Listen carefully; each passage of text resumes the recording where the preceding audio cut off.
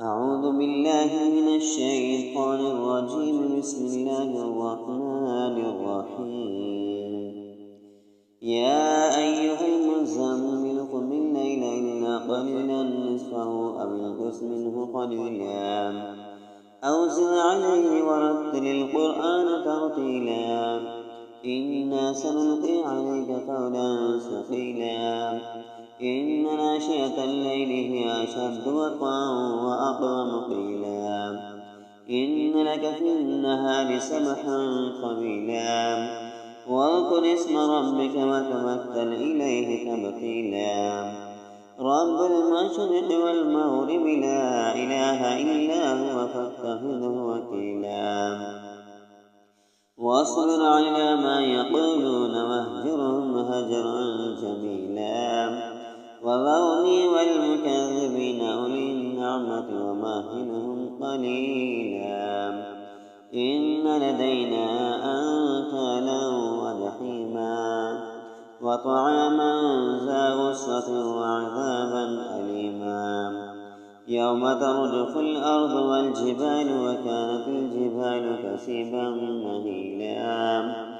إنا أرسلنا إليكم رسولا شاهدا عليكم كما أرسلنا إلى فرعون رسولا فعصى فرعون الرسول فأخذناه أخذا وبيلا فكيف تتقون إن كفرتم يوما يجعل الولدان شيبا